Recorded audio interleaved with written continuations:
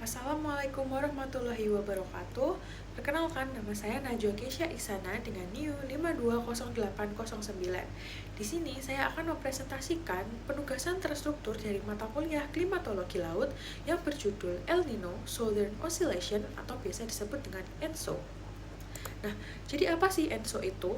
ENSO merupakan fenomena cuaca yang terjadi di Samudra Pasifik yang dapat memengaruhi iklim secara global. ENSO sendiri terdiri dari dua fase, yaitu fase panas saat terjadi El Nino dan fase dingin saat terjadinya La Nina. Nah, sekarang kita harus mengetahui mengapa ENSO itu sangat penting untuk kita pelajari. Alasan yang pertama yaitu untuk mengendalikan variabilitas dari iklim global. ENSO sendiri memicu perubahan suhu laut dan pola angin di Samudra Pasifik, sehingga akan mempengaruhi pola cuaca, curah hujan, dan musim di berbagai belahan di dunia. Alasan yang kedua yaitu berdampak signifikan pada cuaca di Indonesia. El Nino dapat menyebabkan kekeringan panjang dan kebakaran hutan, sedangkan La Nina memicu hujan ekstrim, banjir, dan akan menyebabkan longsor, menjadikannya faktor iklim paling berpengaruh bagi Indonesia. Alasan yang ketiga yaitu untuk menentukan stabilitas sektor-sektor secara strategis seperti sektor pertanian, perikanan, energi seperti PLTA, transportasi, hingga kesehatan masyarakat itu sangat bergantung pada kondisi ENSO.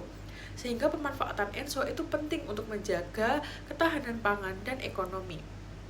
Alasan yang keempat yaitu sebagai kunci dalam sistem peringatan dini dan mitigasi bencana.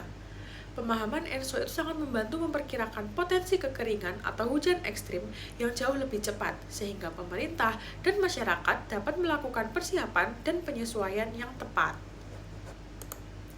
Nah, di sini selanjutnya adalah fase utama pada ENSO.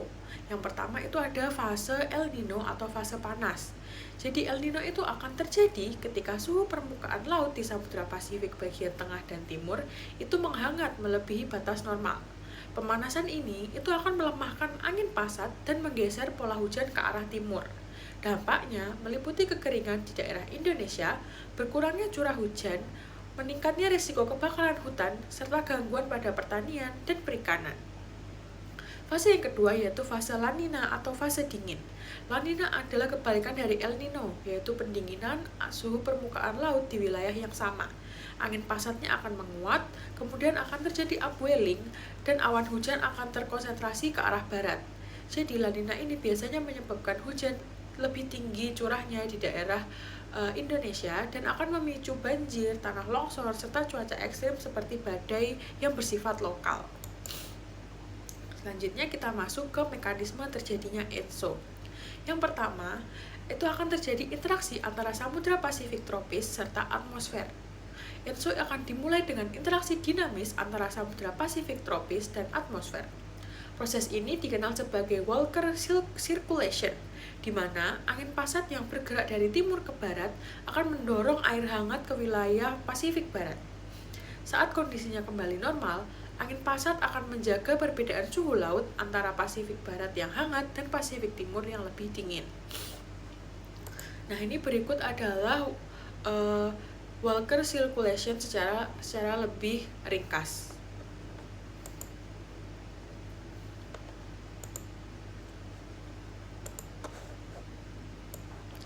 Selanjutnya kita masuk ke mekanisme terjadinya ENSO yang kedua, yaitu akan ada perubahan angin pasat. Saat El Nino terjadi, angin pasat akan melemah atau bahkan berubah arah. Ini akan menyebabkan air hangat yang terkumpul di Pasifik Barat bergerak ke arah timur, menggeser suhu laut di Pasifik Tengah dan Timur menjadi lebih hangat dan normal.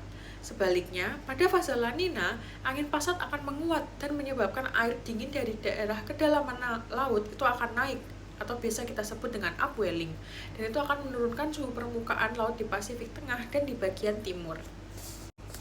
Selanjutnya kita masuk ke bagian perubahan angin pasat. Di sini yang pertama itu adalah pemanasan matahari akan terjadi. Kemudian akan terjadi juga pergerakan udara, dan yang terakhir itu akan membentuk efek Coriolis, yaitu rotasi bumi itu akan membelokkan dari angin pasat tersebut. Nah, kemudian mekanisme yang ketiga itu adalah perubahan distribusi suhu permukaan laut atau biasa kita sebut dengan SST. Jadi perubahan suhu permukaan laut atau sea surface temperature itu adalah inti dari terjadinya ENSO. Pada El Nino, SST itu akan meningkat di Pasifik Tengah dan Timur, sedangkan pada La Nina, SST itu akan menurun di wilayah tersebut.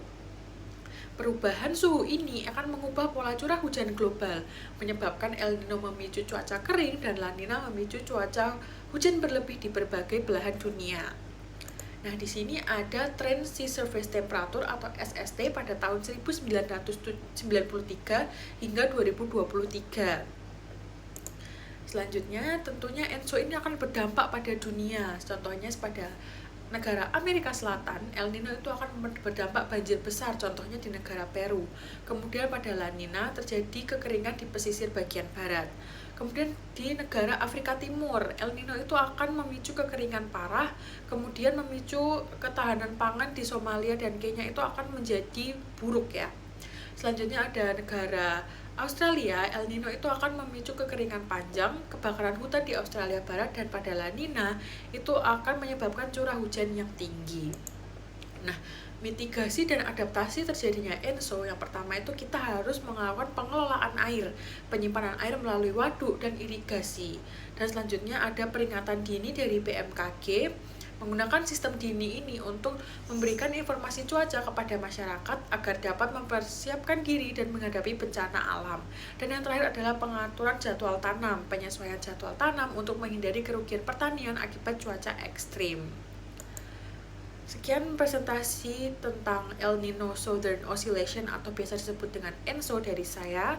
Kurang lebihnya saya mohon maaf. Wassalamualaikum warahmatullahi wabarakatuh.